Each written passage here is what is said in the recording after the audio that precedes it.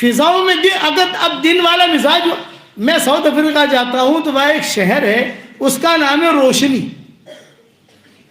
جب بھی South Africa کا سفر ہوتا ہے, جیسا احمد آباد یہاں مولانا حبیب صاحب نے بولا ہے, یہاں آئے مرکز والوں نے دعوت دے دی, فلاں دعوت دے دی. ساؤتھ افریقہ کا سفر جب طے ہوتا ہے تو سب سے پہلے روشنی کا پروگرام ہوتا ہے.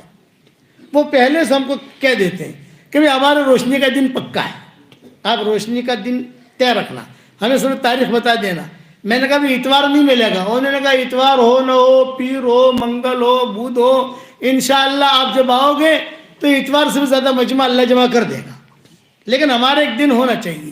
ہم وعدہ کر لیتے ہیں, یہیں سے وعدہ کر لیتے ہیں. جب میں بیان کے لیے بیٹھتا ہوں روشنی میں تو میں ان کو کہتا ہوں کہ دیکھو تمہارے یہاں ساؤتھ افریقہ میں روشنی ہے اور ہمارے یہاں بمبئی میں اندھیری ہے. بہت ہنستے وہ لوگ. وہاں ایک پائلٹ صاحب ملے, کھانے پر بیٹھے ہوئے تھے. میں نے پائلٹ صاحب سے کہا, پائلٹ صاحب ہوائی جہاز لے کر کہاں جاتے ہو؟ انہوں نے کہا مولانا جرمن جاتا ہوں, کبھی جاپان جاتا ہوں, کبھی لاس اینجلس جاتا ہوں, جیسا رخ ملتا ہے سفر کرتا ہوں. تو میں نے کہا پائلٹ صاحب ہوائی جہاز میں کیا کرتے ہو؟ وہ پائلٹ صاحب رونے لگے. پائلٹ صاحب کیوں رو رہے؟ یہ کہ مولوی صاحب بے دین تھا, شرابی پیتا تھا, عیاشیاں کرتا تھا, منزل میں پہنچ جاتا تھا, لیکن دین میرے گھر میں آیا, اور میرے گھر میں جو دین آیا میری بیوی کی برکت سے آیا. میری بیوی تعلیم میں جاتی تھی, وہاں جا کر جو ہے حدیثیں سنتی تھی. وہ میں ڈیوٹی سے آتا تھا تو مجھے حدیثیں سناتی تھی, اچھا اچھا کھانا بھی کھلاتی تھی, حدیثیں بھی سناتی تھی. مولوی صاحب ایک مرتبہ جو ہے میری بیوی نے مجھ سے کہا کہ پائلٹ صاحب آپ اللہ کے راستے میں نکلو, 3 دن نکلو. تو میں میری بیوی پر خفا ہوا اور میں نے کہا تو تو ملانی بن گئی ہے اور میں تو مسٹر ہوں, مسٹر, تو تیرا میرا جوڑ کیسے ہوگا؟ تو اس نے دھڑلے سے جواب دیا, جس اللہ نے مجھے ملانی بنایا ہے وہی اللہ آپ کو ملا بنا دے گا. یہ بات میرے دل کو لگی. روشنی میں گیا, آپ کا بیان ہو رہا تھا, بیان سنا, تشکیل کیا آپ نے, تو میں نے سوچا کہ بھی کم سے کم 3 دن تو نکل جاؤں. 3 دن آپ کے بیان سے نکلا. وہ جماعت والے بہت اچھے تھے, انہوں نے 3 دن سے ایک چلے کی تشکیل کر لی. وہ جماعت والے اور اچھے تھے, 3 چلے کی تشکیل کر دی. 3 چلے کے بعد آیا, گھر میں داخل ہوا, ایئرپورٹ سے فون آیا, ارے بھی اتنی دنوں سے تم کہاں ہو؟ جلدی سے آؤ, ہوائی جہاز پائلٹ کم ہے, انتظار کر رہے. اللہ نے میری ڈیوٹی لگا دی. اب جو ہے میں اللہ تعالیٰ نے یہ نظام بنایا میرے لیے کہ ٹیک آف کے بعد میری جیب میں چھوٹی سائز کا قرآن ہوتا ہے, قرآن کھول کے بیٹھ جاتا ہوں. جرمن پہنچتے پہنچتے میرے 15 پارے ہو جاتے ہیں. جاپان پہنچتے پہنچتے میرا پورا قرآن کا جو ختم ہو جاتا ہے. یہ انہوں نے کہا لمبی فلائٹیں ہوتی ہیں 18 گھنٹے کی, تو دو پائلٹ ہوتے ہیں, ایک شفٹ میں چلاتا ہوں, دوسری شفٹ میں دوسرا آتا ہے. تو جو میں اپنی شفٹ میں جو ہے قرآن پڑھتا رہتا ہوں, قرآن پڑھتا رہتا ہوں, قرآن پڑھتا رہتا ہوں. یہ فضاؤں کا دین. مولانا فرماتے تھے, مولانا یوسف رحمۃ اللہ علیہ, کہ دینی مزاج بناؤ گے تو فضاؤں میں بھی اللہ دین قائم کرے گا, مولوں میں بھی اللہ دین قائم کرے گا. 2 ڈاکٹر ہیں, ایک ڈاکٹر آپریشن کرنے والا اور ایک ڈاکٹر ہے وہ بے ہوش کرنے والا. دونوں حافظ ہیں. رمضان کے مہینے میں دونوں ایک ساتھ ڈیوٹی کرتے ہیں اور دونوں ایک ساتھ مسجد میں قرآن سناتے ہیں, اور وہاں کھڑے کھڑے ایک دوسرے کو پارا سنا دیتے ہیں. وہ آپریشن بھی کر رہا ہے, قرآن بھی پڑھ رہا ہے, وہ جو بے ہوش بھی کر رہا ہے, قرآن سنا رہا ہے. دینی مزاج بناؤ گے انشاءاللہ. اللہ تعالی ہم سب کو عمل کرنے کی توفیق عطا فرمائے. لاؤ بے لاؤ بھائی دیکھو خوشخبری دیتا ہوں آپ لوگوں کو.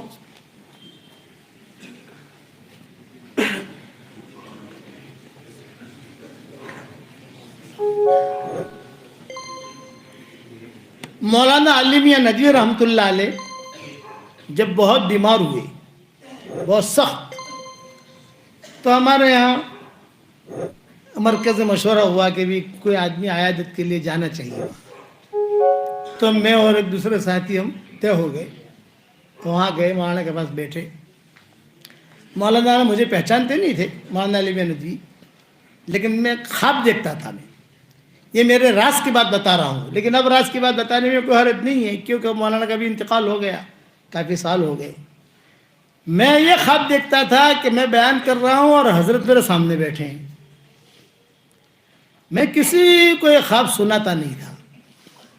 بھئی مولانا اتنے بڑے، ہم تو کچھ بھی نہیں، لیکن روزانہ ایک دن میں 2 دن میں اگر میں بیان کر رہا ہوں حضرت سامنے بیٹھے، میں بیان کر رہا ہوں حضرت سامنے بیٹھے، کسی کو سناتا نہیں تھا. خیر وہاں گئے تو مولانا نے پوچھا کہ بھئی یہ کون ہے میرے بارے میں. تو ساتھیوں نے کہا یہ مولانا عمر صاحب پالم پوری کے بیٹے ہیں، ہمارے ابا کا انتقال ہو چکا تھا. تو مولانا نے کہا اوہو، مولانا عمر صاحب پالم پوری کے مجھ پر بہت بڑا احسان ہے، بہت احسانات ہیں. یہ مولانا نے کہا مرض الموت میں، یعنی جب طبیعت ان کی بہت خراب تھی لیکن بولتے تھے، ذہن جو ہے وہ یعنی حاضر تھا. اور میں اپنا قصہ سنایا. میری آنکھیں بنانی تھی، مجھے تکلیف تھی، تو امریکہ کا سفر طے ہوا، کوئی گورا ڈاکٹر طے ہوا، ہسپتال طے ہوا، سفر کے ساری ٹکٹیں طے ہو گئیں. مولانا ملنے کے لیے آئے مجھے. تو مولانا نے کہا کہ حضرت میری رائے یہ ہے کہ آپ امریکہ جا کر علاج نہ کرائیں، آپ یہاں علی گڑھ یونیورسٹی میں علاج کرائیں، ہمارے ڈاکٹر ہیں اور میں خود انتظام کروں گا سارا، اس لیے کہ آپ عالمی شخصیت ہیں اور خدا نہ خواستہ کبھی وہ آپ کے ساتھ یہ حرکت کرے کہ آپ کی آنکھیں خراب کر دیں، اس لیے میں نے سارا پروگرام کینسل کیا. یہ مولانا علی ندوی نے کہا سارا ٹکٹیں کینسل کی، ہوٹل کینسل کی، سب کینسل. اور میں نے یہاں علی گڑھ میں مولانا کے کہنے کی وجہ سے میرا آپریشن کرایا، الحمدللہ کامیاب ہو گیا. اور اس کے علاوہ بہت احسانات ہیں. بیٹا بیٹا بیٹا بیٹا بیٹا آپ کا اصلاحی تعلق کس سے ہے مجھے پوچھا. میں نے کہا بھی مولانا انعام الحسن صاحب سے تھا، دعوت کے کام میں لگا. پھر مولانا انعام الحسن صاحب کے بعد میرے والد صاحب سے ہوا، وہ بھی دنیا سے چلے گئے. اب جو ہے ابا نے مجھے اجازت دے دی تھی کہ بھی کسی کو بھی اللہ کا نام سکھانا ہو تو اللہ کا نام سکھاؤ. تو میں چلتا رہا. تو مولانا نے کہا نہیں، آج جمعہ کا دن ہے، میں آپ کو خلافت دیتا ہوں. یہ مولانا علی ندوی نے کہا. تو میں نے کہا کہ حضرت میں تو ایک دعوت کے کام سے منسلک ہوں، چلہ تین چلہ جو بھی ہے. تو مولانا نے جواب دیا کہ جتنے بھی طریقے ہیں، چاہے نقشبندیہ ہو، چشتیہ ہو، سہروردیہ ہو، یہ سب رسول اللہ صلی اللہ علیہ وسلم تک پہنچتے ہیں. میری طرف سے آپ کو اجازت ہے. اور جو ہے میرا کرتا تھا، ان کو جمعہ کا دن تھا نا اور گرمی کے دن تھے، تو جمعہ کا جو پرانا کرتا وہی بدبو والا جو ہے وہ سارا کرتا بھی دے دیا، 500 روپये بھی دے دیے اور کہا بھی اللہ تعالیٰ تمہارے لیے برکت کا معاملہ فرمائے اور میں نے آپ کو اجازت دی ہے. یہ کہہ کر حضرت نے مجھے اجازت دی. چلو یہ ہو گیا. ندوہ میں جو ہے ہلچل مچ گئی، بھائی مولوی یونس کو اجازت دی، مولوی یونس کو اجازت دی، مولوی یونس کو اجازت دی. ہمارے گھر میں خاتون آئی ہوئی تھی، ہمیں بھی ندوہ پہنچے نہیں تھے، وہ خاتون مہمان تھی ہمارے یہاں. تو اس نے خواب میں دیکھا کہ مولانا شیخ الحدیث مولانا زکریا صاحب رحمۃ اللہ علیہ، مولانا الیاس صاحب رحمۃ اللہ علیہ، مولانا یوسف صاحب، مولانا عمر صاحب، یہ سب گھر میں آئے اور کہا بھی یونس وہاں لکھنؤ گیا ہے اور علی میاں نے اجازت دی ہے اس کو. ابھی ہم علی میاں ابھی ہم وہاں ندوہ پہنچے بھی نہیں ہیں، یہ بھی ٹرین میں ہے. یہ اسٹیشن پہنچ کر میری بیوی نے مجھے بتایا. یہ ہو گیا. تھوڑی دیر کے بعد مولانا علی ندوی نے کہا کہ 2 بزرگ آئے ہیں نظام الدین سے، تبھی مولوی یونس کا بیان تو ہوگا جمعہ سے پہلے ندوہ میں، اور جو دوسرے بزرگ ہیں ان کا بیان ہوگا لکھنؤ کے مرکز میں. جب مجھے خبر پہنچی میرا بیان ندوہ میں رکھا ہے تو مجھے ویسے کبھی چھوٹی آ رہے علی حضرت علی میاں اور بڑے بڑے ندوہ کے علماء تو بڑے اونچے لوگ ہوتے ہیں، ان کے ساتھ میں کیا بیان کروں گا. تو پھر مولانا نے فیصلہ کیا ہے. تو خیر بہت دعائیں مانگتا رہا، بہت دعائیں، تمہارے احمد آباد کے لیے بہت دعائیں مانگتا رہا. اللہ پاک 2 بیان کیسے کروں گا، بڑھاپے نے ڈیرا ڈال دیا ہے. کہ اللہ تعالیٰ نے خیر کروا دیا الحمدللہ، لیکن بیان پورا نہیں ہوا ہے. مضمون جنت کا باقی ہے. 4 گھنٹے کا بیان ہے مضمون کا. یہ جنت کا جو بیان ہے 4 گھنٹے کا ہے. ابھی تو جنت کی لڑکیوں کے میں نے گانے نہیں سنائے آپ کو،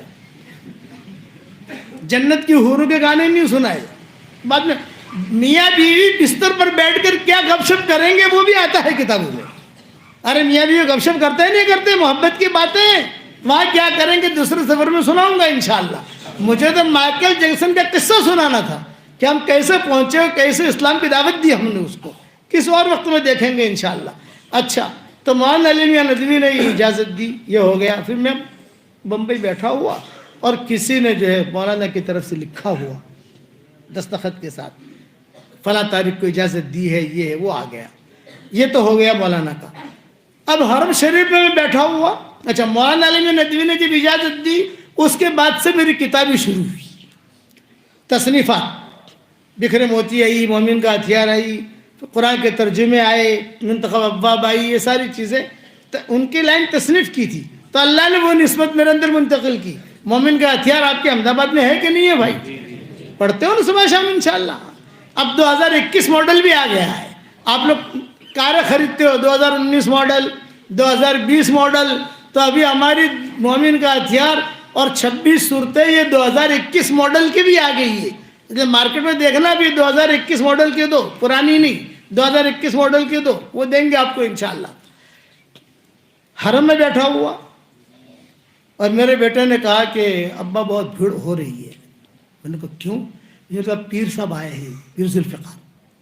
اچھا. ان کے ساتھ مرد بھی تھے, عورتیں بھی تھیں. وہ احرام کی حالت میں تھے. پہلا رمضان تھا اور ہمیں عمرہ کرنا تھا دوسرے روزے پر اور ان کو کرنا تھا پہلے روزے پر. میں نے کہا بھی بڑے آدمی ہیں, ہم جا کے بیٹھ جائیں ان کے دعا میں. خیر عورتوں کے ساتھ بیٹھ گئی, میں ان کے ساتھ بیٹھ گیا. لوگوں نے مسافے شروع کیے, میں بھی کھڑا ہو گیا.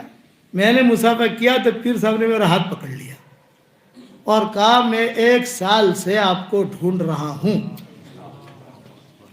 1 سال سے میں کئی لوگوں کو پوچھا بھی, اس آدمی کا موبائل نمبر ہو, یہ ہو.